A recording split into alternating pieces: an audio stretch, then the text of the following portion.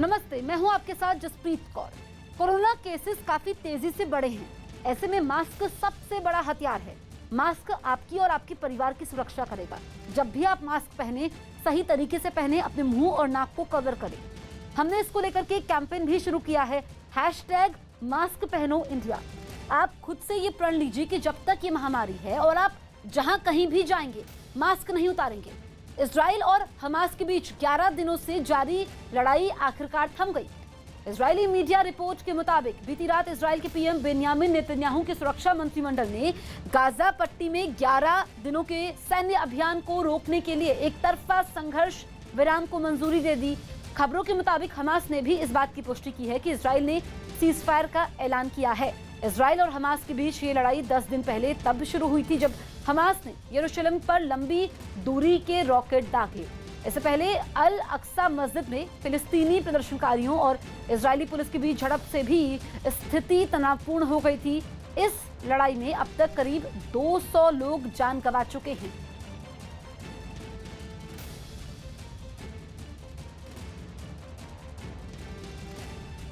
Israel और चरमपंथी संगठन Hamas के बीच सीजफायर होने के बाद गाजा पट्टी में लोगों ने जश्न मनाया। वहां सड़कों पर निकलकर लोगों ने अपनी खुशी का इजहार किया। इनमें कई लोग हमास के झंडे लिए भी दिखाई दिए। इजरायली मीडिया रिपोर्ट के मुताबिक पीएम बेन्यामिन नेतन्याहू के सुरक्षा मंत्रिमंडल ने गाजा पट्टी में 11 दिनों के सैन्य अभियान को रोकने के लिए एक तरफा संघर्ष विराम को मंजूरी दी। खबरों के मुताबिक हमास ने भी इस बात की पुष्टि की है कि इजराइल ने सीजफायर का ऐलान किया है।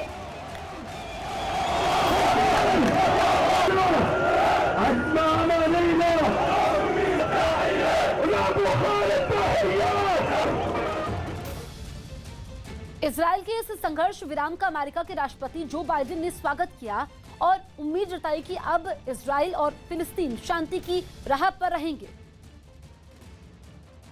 I believe the Palestinians and Israelis equally deserve to live safely and securely and to enjoy equal measures of freedom, prosperity, and democracy.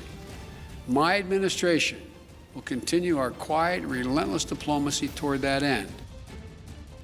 Punjab के मोगा में देर रात भारतीय वायुसेना का विमान MiG-21 हादसे का शिकार हो गया। इस हादसे में विमान उड़ा रहे पायलट की मौत की खबर है। घटना के बाद सेना ने पूरे इलाके को सील कर दिया है। पंजाब के मोगा में MiG-21 क्रैश हुआ है और बताया गया कि इसमें पायलट की मौत हो चुकी है। ये दूसरी तस्वीर में आप देखिए मलबा।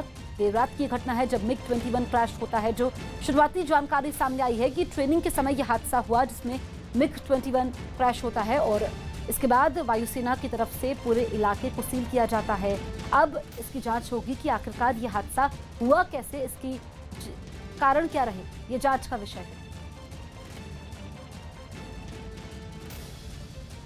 मध्य प्रदेश के टीकमगढ़ से चौंकाने वाली तस्वीरें सामने आई। वहां कोरोना से छुटकारा पाने के लिए सैकड़ों लोग पाबंदियों को तोड़कर एक साथ मंदिर पहुंच गए। बताया गया कि उस गांव के एक आदमी ने अपने सपने का हवाला देकर लोगों को विश्वास दिलाया कि मंदिर में जल चढ़ाने से कोरोना संकट टल जाएगा, जिसके बाद जल चढ़ाने के लिए लोगों का हुजूम मंदिर की तरफ बढ़ने लगा। इस भीड़ में ज्यादातर महिलाएं शामिल थीं, जो बिना मास्क के नजर आईं। कोरोना के खतरे के बावजूद इन लोगों ने एक दूसरे से दूरी बनाए रखने का भी ख्याल नहीं रखा और जयकारे लगाते हुए आगे बढ़ते रहे। इस दौरान कई लोगों ने मंदिर तक का सफर जमीन पर लेट लेट कर आगे बढ़ते हुए पूरा किया। कुछ पुलिस वाले भी वहां दिखाई दिए, लेकिन उन्होंने कोरोना नियमों को तोड़ने पर उन लोगों को टोकना जरूरी नहीं समझा। हालांकि बाद में पुलिस ने इस मामले पर सफाई दी। तो हमारी पुलिस टीम तुरंत मौके पर पहुंची, उनको रोकने की कोशिश की, फिर भी वे नहीं रुकी। खबर है कि पुलिस ने उस आदमी के खिलाफ केस दर्ज कर लिया जिसके कहने पर एक साथ इतने लोग मंदिर गए थे। भारतीय किसान यूनियन के किसान सरकार नाम के एक गुट ने दावा किया कि सिंघू बॉर्डर पर 2 किसानों की मौत कोरोना से हुई है। बीकेयू के किसान सरकार गुट के राष्ट्रीय प्रवक्ता चौधरी भोपाल सिंह काकरन ने कहा कि अगर कोरोना से इस तरह किसानों की मौत हो रही है तो किसान आंदोलन को फिलहाल के लिए स्थगित कर देना चाहिए। उन्होंने कहा कि देश में कोरोना से बिगड़ते हालात को देखते हुए किसान आंदोलन को कुछ समय के लिए स्थगित करना ही सही होगा।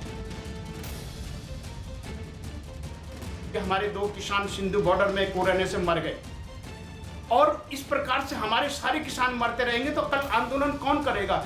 इसीलिए मेरा एक निवेदन था कि देश की विकट स्थितियों को देखते हुए हम लोगों को फिलहाल इस आंदोलन को स्थगित कर देना चाहिए। बीजेपी किसान मोर्चा के अध्यक्ष राजकुमार चाहर ने साफ कहा कि आंदोलन कर रहे किसान जैसे जैसे गांवों की तरफ लौटे, कोरोना तेजी से फैलता गया। जो बॉर्डरों पे जो भीड़ जमा थी, बड़ी संख्या में एक साथ रह रहे थे, अनेक लोग उसमें बीमार हो गए, अनेक लोगों को कोरोना हो गया, और जब वो वापस लौट रहे हैं, अब तक गांव सुरक्षित थे, गांव में कोई बीमारी नहीं थी, लेकिन जैसे जैसे किसान इस आंदोलन के वापस लौटता गया है और उसके बाद कोरोना ने गांव में भी अपने पैर पसारना शुरू किया है। ये किसान आंदोलन की अगुवाई करने वाले किसान प्रतिनिधि वो भी जिम्मेदार हैं। हरियाणा के गृह मंत्री अनिल विज ने दावा किया कि जिन गांवों के किसानों ने आंदोलन में ज्यादा हिस्सा लिया, उन्हीं गांवों में कोरोना ज्यादा फैला है। ऐसी एक जानकारी सामने आ रही है और कई समाचार पत्रों में और मीडिया में भी आ रहा है कि जिन किसानों ने धरने में जिन गांवों से ज़्यादा हिस्सा लिया है, उन्हीं गांवों में ये कोरोना ज़्यादा फैला है। कांग्रेस नेता गुरजीत औजला ने दावा किया कि कोरोना फैलने की वजह सिर्फ किसान ही नहीं, बल्कि दूसरी वजहों से भी कोरोना फैला है।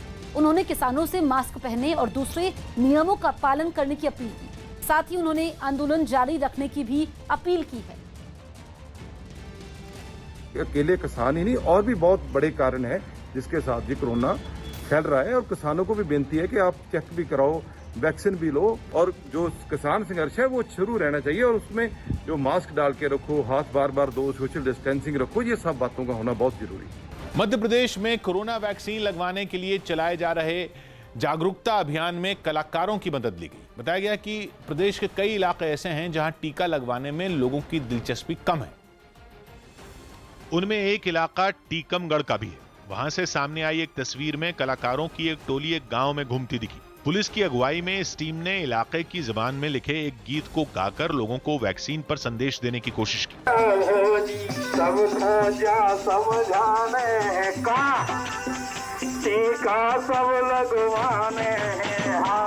वैक्सीन के लिए जागरूक करने का ये तरीका लोगों को भी खूब भाया। जिन इलाकों से कलाकारों का काफिला गुजरा, लोग उन्हें सुनने के लिए घरों से बाहर निकल आए। एक बुजुर्ग तो गीत सुनकर जोश से भर गए और वो खुद को डांस करने से नहीं रोक पाए।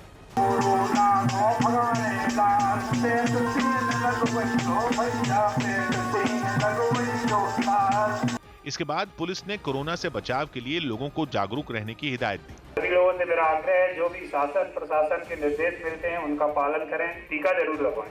ऐसी ही कुछ तस्वीरें छतरपुर से भी सामने आई, जहां इलाके के कुछ कलाकारों ने गीत गाकर लोगों को एक जगह इकट्ठा किया। उसके बाद लोगों से टीके लगवाने की अपील की। पीएम नरेंद्र मोदी आज अपने संसदीय क्षेत्र वाराणसी के डॉक्टरों, स्वास्थ्य कर्मियों और कोरोना से जंग में शामिल दूसरे कर्मचारियों से बात करेंगे। पीएम मोदी सुबह 11 बजे वीडियो कॉन्फ्रेंसिंग के जरिए संवाद करेंगे। इस बीच पीएम मोदी वाराणसी के कई कोविड अस्पतालों के कामों की समीक्षा भी करेंगे। साथ ही पीएम मोदी जिले के गैर कोविड अस्पतालों के कामों की जानकारी भी लेंगे। पीएम इस बैठक के समय कोरोना की दूसरी लहर से निपटने के लिए किए जा रहे काम और आने वाले समय की चुनौतियों पर भी चर्चा करेंगे। इससे पहले कल पीएम मोदी ने 54 जिलों के डीएम से भी कोरोना को लेकर बातचीत की थी।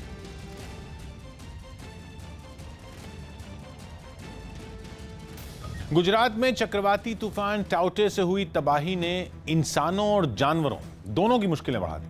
वहां तूफान के बाद कई इलाकों में बिजली कट गई, जो कई घंटों बाद भी नहीं आई, जिसका नतीजा यह हुआ कि लोगों ने अपनी जरूरत पूरी करने के लिए जुगाड़ ढूंढा। अमरेली में तो लोगों ने बिजली नहीं आने पर मोबाइल चार्ज करने के लिए ट्रैक्टर के डीजल पंप का इस्तेमाल किया और उससे पावर पॉइंट जोड़ा। तो वहीं गिर सोमनाथ में एक सोलर पावर प्लांट बर्बाद हो गया। वहां से तूफान के बाद की जो तस्वीरें आई, उनमें सोलर प्लेट यहां वहां बिखरी दिखी। यही नहीं, वहां कई घरों पर लगे टिन के शेड उखड़ गए। इस तूफान ने केवल इंसानों का ही नहीं, जानवरों का आशियाना भी उजाड़ दिया। गिर के जंगलों के शेर तूफान की वजह से बेघर हो गए और उनका झुंड यहां वहां घूमता दिखा। इस बीच गुजरात के मुख्यमंत्री विजय रूपाणी ने बर्बाद हुए इलाकों का हवाई दौरा किया। यही नहीं, वो गिर सोमनाथ और अमरेली के लोगों से भी मिले।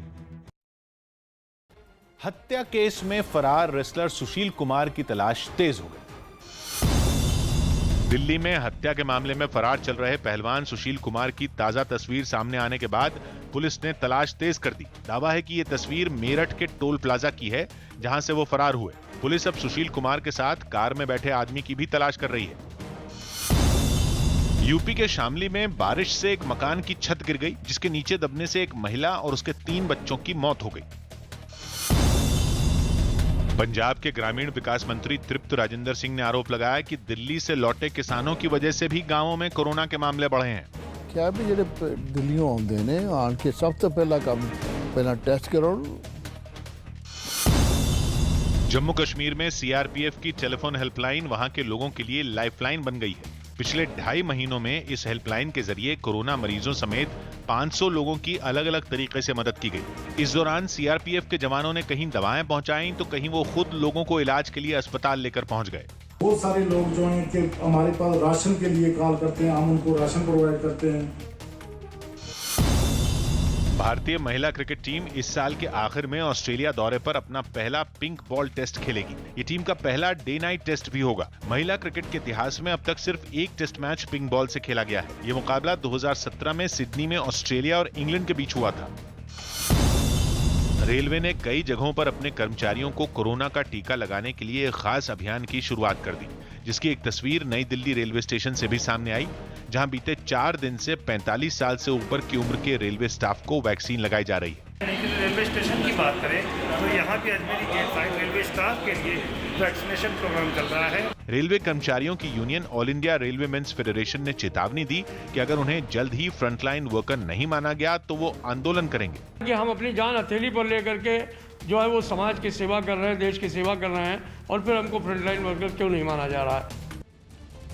देश के कई हिस्सों में हुई तेज बारिश के बाद प्रशासन की लापरवाही ने किसानों की मेहनत पर पानी फेर दिया, क्योंकि मंडियों और गोदामों में खुले में रखा गेहूं भीग गया। ताउते तूफान की वजह से कई राज्यों में बारिश भी हुई।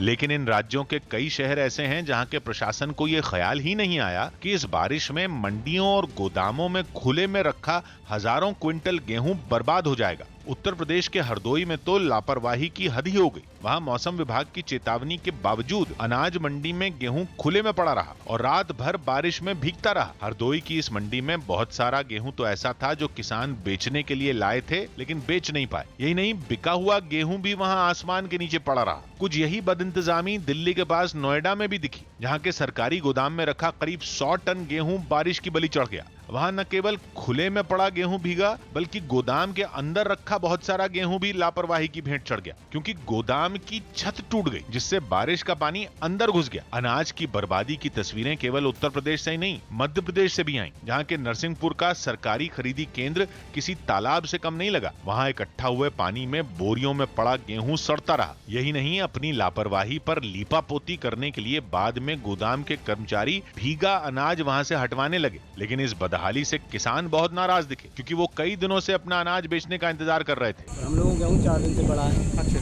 तो बाढ़ आना नहीं, इसी कारण हम लोगों को गेहूँ पानी गिर गया, पूरा गेहूँ खराब हो गया। इस समय गेहूं की फसल कट चुकी है, जिसे लेकर किसान खरीदी केंद्रों पर पहुंचे, लेकिन लगातार हुई बारिश और प्रशासन की अनदेखी से उनका नुकसान हो गया। उत्तरी अफ्रीकी देश मोरक्को के लोग पड़ोसी देश स्पेन भागने के लिए खून खराबे पर उतर आए। महज 2 दिन में मोरक्को से 8000 लोग बेहतर जिंदगी की तलाश में स्पेन भाग चुके हैं, जिनमें कई तो नाबालिग हैं। इसलिए उन्हें बॉर्डर पार करने से रोकने के लिए मोरक्को ने सीमा पर सुरक्षा सख्त कर दी, जिसके बाद सुरक्षा बल का डंडा ऐसा चला कि स्पेन में शरण मिलने की आस में घरों से निकले लोग बीच सड़क पर इधर से उधर दौड़ते नजर आए।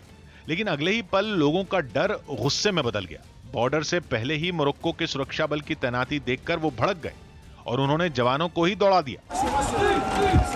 गुस्से में उन्होंने सड़क पर लगा एक बैरिकेड भी फूंक दिया और आसमान में काले धुएं का गुबार उठने लगा।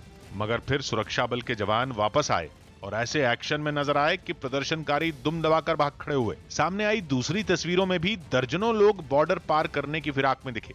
वो बॉर्डर के दूसरी तरफ पहरा डाले खड़े स्पेन के सुरक्षा बल पर पत्थर और दूसरी चीजें भी फेंकते नजर आए। लेकिन स्पेन के जवानों की जवाबी कार्रवाई ने उनके प्लान पर पानी फेर दिया।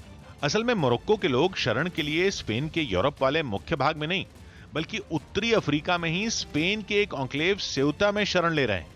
सेउता का बॉर्डर मोरक्को से लगता है, इसलिए मोरक्को ने अपने नागरिकों को वहां से भागने से रोकने के लिए बॉर्डर पर सुरक्षा चाक चौबंद कर दी। सीमा पर बैरिकेड तो लगाए ही गए, मोरक्को के सुरक्षा बल का पूरा अमला स्पेन की सीमा पर तैनात नजर आया। मध्य प्रदेश के श्योपुर में बस स्टैंड पर एक बस में अचानक से आग लगी। ये आग इतनी भीषण थी कि इसने आसपास खड़ी 2 और बसों को अपनी चपेट में लिया। इसके बाद पुलिस ने इस स्टैंड पर खड़ी कई और बसों को तुरंत वहां से हटवाया। आग लगने की खबर मिलने के बाद दमकल की गाड़ियां भी मौके पर पहुंची और कुछ देर की कोशिश के बाद आग को बुझा दिया। आग लगने की वजह भी साफ नहीं हो पाई है, लेकिन अचानक आग लगने से वहां कुछ देर के लिए अफरा तफरी का माहौल बन गया। सूचना मिली कि नए बस स्टैंड पर एक बस में आग लग रही है। जिला प्रशासन की टीम, पुलिस प्रशासन की टीम मौके पर आई और नगर पालिका की टीम, फायर ब्रिगेड मौके पर बुलाई गई थी और एक जलती हुई बस पर काबू पा लिया गया। उसके बगल में जो बस खड़ी थी वो भी थोड़ा सा, उसमें भी आग लगी है, लेकिन पूर्ण रूप से काबू पा लिया गया है। आग कैसे लगी है इसकी हम लोग जाँच करेंगे। अज्ञात कारणों का भी क्लियर नहीं हो पाया है। कोरोना की दूसरी लहर से बच्चों में भी खतरा बढ़ने लगा है। न्यूज़ 18 के सुनील नवप्रभात की रिपोर्ट है कि उत्तराखंड में कोरोना की दूसरी लहर के दायरे में अब बच्चे भी बहुत तेजी से आ रहे हैं और बीते 45 दिन में 9 साल तक की उम्र के करीब 3000 बच्चे कोरोना की चपेट में वहां आ चुके हैं, जबकि 2020 में 9 साल तक के करीब 2100 बच्चे ही कोरोना से बीमार पड़े थे। खबर है कि पिछले 10 दिनों में ये रफ्तार और बढ़ी, जिसने डॉक्टरों की भी चिंता बढ़ा दी। इन बच्चों में इन्फेक्शन के पीछे उनके घर वालों का होम आइसोलेशन में होना एक बड़ी वजह माना जा रहा है। लिहाजा दूसरी लहर से बच्चों को बचाने के लिए फिर से क्वारंटीन सेंटर तैयार किए जा रहे हैं। 1 महीने के ही दौरान हमारे 0 से 9 आयु वर्ग के 1000 से ऊपर बच्चे और 10 से 19 आयु वर्ग के 4000 से ज़्यादा लोगों में यह संक्रमण देखने को मिला है। आतंकवादियों की मदद करने के आरोपी डीएसपी दविंदर सिंह को बर्खास्त कर दिया गया। जम्मू कश्मीर पुलिस के निलंबित डीएसपी दविंदर सिंह को बर्खास्त कर दिया गया। दविंदर सिंह को पिछले साल जम्मू कश्मीर में आतंकवादियों के साथ गिरफ्तार किया गया था। पंजाब सरकार ने कोरोना से अपने माता पिता को खोने वाले बच्चों को 1500 रुपए महीने की मदद देने का ऐलान किया। ऐसे बच्चों को मुफ्त शिक्षा और राशन समेत स्वास्थ्य की सुविधाएं भी दी जाएंगी। यूरोप के देश बेलारूस से एक चौंकाने वाला वीडियो सामने आया। वहां एक लड़ाकू विमान ने क्रैश होने से उसमें सवार 2 पायलटों की मौत हो गई। बताया गया कि हादसे के वक्त दोनों पायलट एक ट्रेनिंग उड़ान पर थे, लेकिन तभी विमान बेकाबू होकर रिहायशी इलाके में क्रैश हो गया। विमान के जमीन से टकराते ही वहां जोरदार धमाका हुआ। बेलारूस के बरानोविची में हुए इस हादसे से जुड़ा एक वीडियो भी सामने आया, जिसमें धमाका होता हुआ दिखाई दिया। हादसे से पहले वहां कुछ विमान उड़ान भरते दिखे। बताया गया कि ये विमान एक ट्रेनिंग मिशन में शामिल थे। इस दौरान ये विमान आसमान में करतब दिखाते नजर आए, लेकिन तभी इनमें एक विमान बेकाबू हो गया और रिहायशी इलाके में ही क्रैश हो गया। हादसे के बाद बचाव कर्मी वहां पहुंचे और पायलटों की तलाश शुरू की, लेकिन इस हादसे में दोनों की ही मौत हो गई। गनीमत ये रही कि विमान एक इमारत से महज कुछ मीटर दूर गिरा, जिसकी वजह से इमारत और उसमें रहने वाले लोगों को कोई नुकसान नहीं हुआ। जयंत चौधरी को आरएलडी की कमान सौंपी जा सकती है।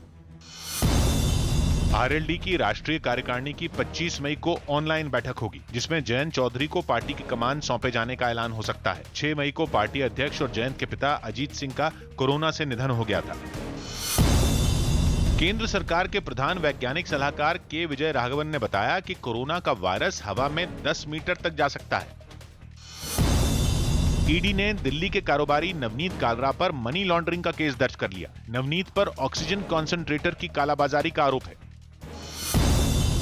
वाराणसी में कोरोना की वजह से कई ईसाई परिवारों ने अंतिम संस्कार के नियमों में खुद बदलाव कर दिया। वहां अब कुछ लोग कोरोना से जान गंवाने वाले अपने परिवार के सदस्य का दाह संस्कार कर रहे हैं, जबकि ईसाई समुदाय में कब्रिस्तान में दफनाने की परंपरा है। दिल्ली के विकासपुरी इलाके में मौजूद एक हाउसिंग सोसाइटी के लोगों ने कोरोना मरीजों की मदद के लिए वहां एक मेडिकल स्टोर बना दिया, जहां कोरोना से लड़ने में काम आने वाली ज्यादातर दवाएं, oximeter, oxygen cylinder, oxygen concentrator, PPE kit और मास्क मौजूद हैं। इसके अलावा वहां एक एम्बुलेंस की व्यवस्था भी की गई। मेडिकल स्टोर यहां पर क्रिएट किया गया है, जो सोसाइटी के लोगों के लिए बनाया गया है। इस हाउसिंग सोसाइटी में ये सभी इंतजाम करने वाले लोगों ने भरोसा दिया कि वो वहां रहने वाले मरीजों की मदद से पीछे नहीं हटेंगे। ये हमारी जिम्मेदारी है कि हम अपने DG3 रेसिडेंट के कोई भी मेडिकल का मेडिसिन हो अवेलेबल कराते हैं। दिल्ली के पास यूपी के नोएडा की एक हाउसिंग सोसाइटी ने कोरोना की तीसरी लहर की आशंका को देखते हुए तैयारी तेज कर दी। तीसरी लहर में बच्चों पर कोरोना खतरे की आशंका जताई जा रही है, इसलिए इस हाउसिंग सोसाइटी ने वहां रह रहे लोगों से चंदा जुटाकर बच्चों के लिए 50 बेड का एक आइसोलेशन वार्ड तैयार कर दिया। इस तरीके का एनवायरनमेंट है, यहाँ पर ऑक्सीजन वगैरह की पूरी व्यवस्थाएं कर ली गई हैं। इतना ही नहीं, इस हाउसिंग सोसाइटी ने अपनी एक एम्बुलेंस भी खरीद ली और 4 नर्सों को भी नौकरी पर रख लिया। हमारी सोसाइटी में ही 16 डॉक्टर्स हैं, तो यहीं के डॉक्टर्स बहुत सब साथ देने को तैयार हैं। छत्तीसगढ़ में जंगलों में छिपे नक्सलियों के बीच भी कोरोना के मामले तेजी से बढ़ रहे हैं। वहां के दंतेवाड़ा में 4 नक्सलियों ने सरेंडर किया, जिनकी जांच करवाए जाने पर 3 नक्सली कोरोना पॉजिटिव मिले। कोरोना पॉजिटिव नक्सलियों को पुलिस ने अस्पताल में भर्ती करवाया। पुलिस के मुताबिक नक्सली कोरोना संक्रमित हो जा रहे हैं और इलाज के लिए उन्हें दवाइयां तक नहीं मिल पा रही हैं। यही वजह है कि 4 नक्सलियों ने पुलिस के सामने सरेंडर किया और जांच भी करवाई।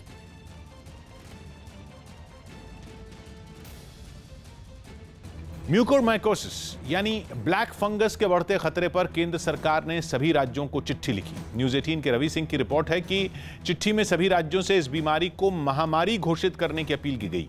यानी अब सभी सरकारों को न केवल इस बीमारी के मरीजों का ब्यौरा रखना होगा, बल्कि केंद्र से भी जानकारी साझा करनी जरूरी होगा।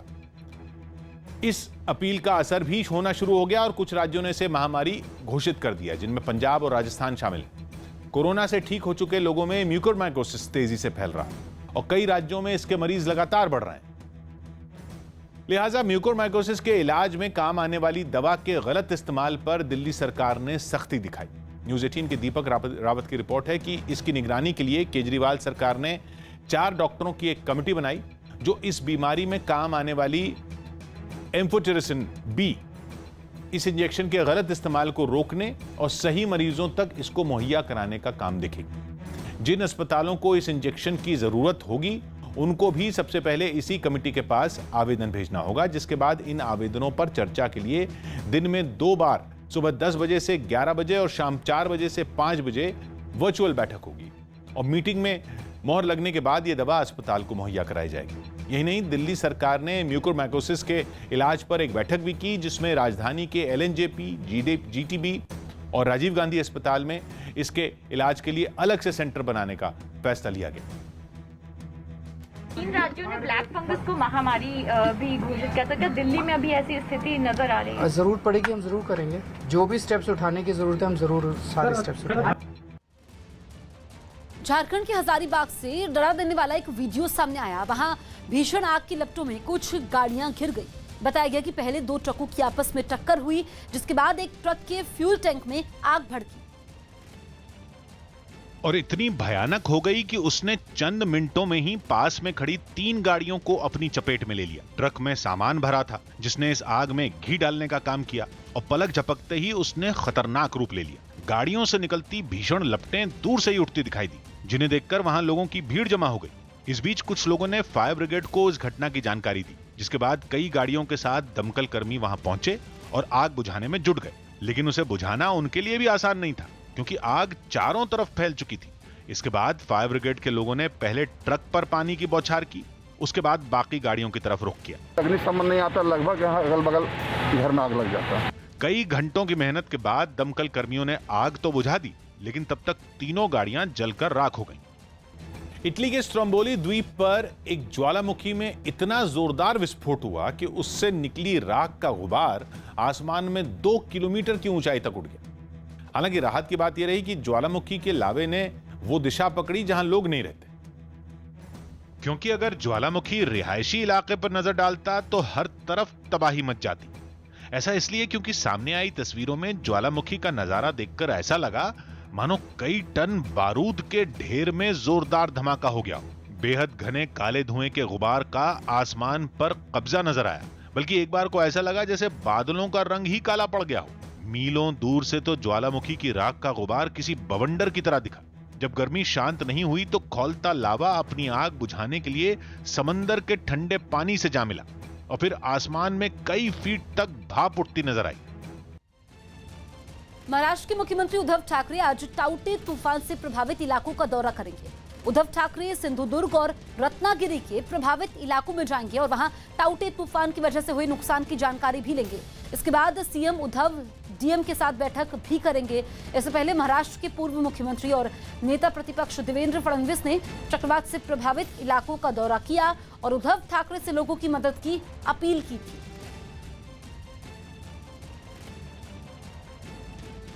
देश को महामारी से छुटकारा दिलाने के लिए कई जगहों पर कुछ लोग आस्था का सहारा ले रहे हैं, जिसकी एक तस्वीर तमिलनाडु के कोयम्बटूर से सामने आई, जहां कुछ लोगों ने कोरोना को देवी मानकर उसकी पूजा की। इसके लिए एक मंदिर में उसकी मूर्ति बनाकर रखी गई, जिसकी 2 दिन तक पूजा की जाएगी। इसकी शुरुआत कुछ लोगों ने कोरोना देवी की आरती उतार कर की, ताकि वो इससे खुश हो जाएं और देश को कोरोना वायरस से छुटकारा मिल सके।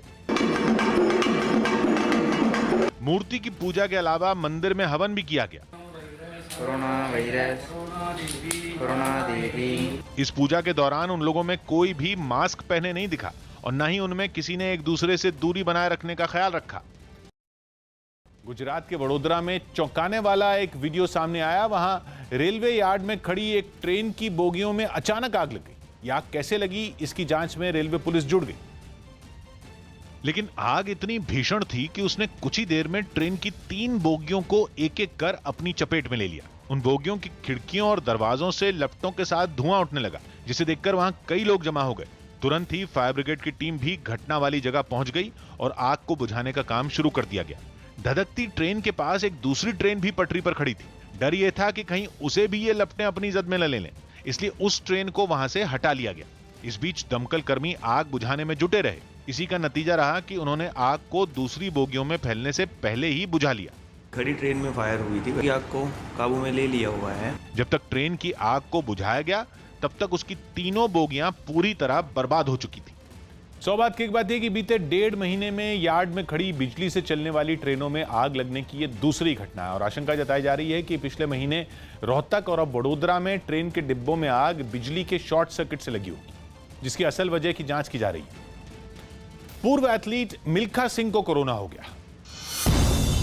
पूर्व एथलीट और फ्लाइंग सिख के नाम से मशहूर मिल्खा सिंह की कोरोना रिपोर्ट पॉजिटिव आई। इसके बाद उन्होंने चंडीगढ़ में खुद को घर में क्वारंटीन कर लिया।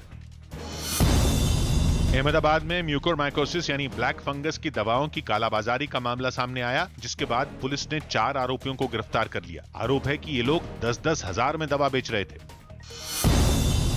दिल्ली में न्यूजीलैंड के उच्चायोग में काम करने वाले एक कर्मचारी की कोरोना से मौत हो गई। इसी कर्मचारी की मदद के लिए कुछ दिन पहले यूथ कांग्रेस ने ऑक्सीजन का सिलेंडर दिया था। सरकार ने आईटीआर यानी इनकम टैक्स रिटर्न दाखिल करने के लिए 2 महीने की मोहलत और दे दी। अब 30 सितंबर तक इनकम टैक्स रिटर्न दाखिल किया जा सकेगी। जयपुर के एक निजी स्कूल के छात्रों ने कोरोना मरीजों के इलाज के लिए 50 ऑक्सीजन कंसंट्रेटर दान किए। इन छात्रों ने एक मुहिम चलाकर और अपनी बचत के पैसे से ऑक्सीजन कंसंट्रेटर खरीदे। हमने लोगों को प्रोत्साहित किया कि हमारा कैंपेन ज्वाइन करें, या तो वो डोनेट कर सकते थे या हमारे लिए पैसे रेज कर सकते थे। इन छात्रों ने 25 कंसंट्रेटर अलग अलग अस्पतालों में दिए और बाकी 25 राजस्थान सरकार को सौंपे, जिसके स्वास्थ्य महकमे ने उनकी कोशिश की तारीफ की। खुद के पैसे इकट्ठे करके लोगों ने इतना बड़ा काम किया है। सिंगापुर की सरकार ने कुछ सोशल मीडिया प्लेटफॉर्म पर कोरोना के वेरिएंट से जुड़ी गलत जानकारी पोस्ट करने पर आपत्ति जताई। न्यूज 18 के नीरज कुमार की रिपोर्ट है कि 2 दिन पहले दिल्ली के मुख्यमंत्री अरविंद केजरीवाल ने ट्विटर और फेसबुक के जरिए सिंगापुर वेरिएंट का जिक्र किया था। उसके बाद ट्विटर और फेसबुक के अलावा दूसरे सोशल मीडिया प्लेटफॉर्म पर भी सिंगापुर वेरिएंट से जुड़ी कई पोस्ट लोगों ने कर डाली। इस पर आपत्ति जताते हुए सिंगापुर की सरकार ने ट्विटर और फेसबुक समेत सभी सोशल मीडिया प्लेटफॉर्म को चेतावनी दी कि वो कोरोना वेरिएंट के साथ सिंगापुर का नाम जोड़ना बंद कर दे और उन पोस्ट को हटा दे। साथ ही ये भी कहा गया कि कोरोना का कोई भी सिंगापुर वेरिएंट नहीं है, इसलिए सभी सोशल मीडिया प्लेटफॉर्म पर इसे सुधारा जाए।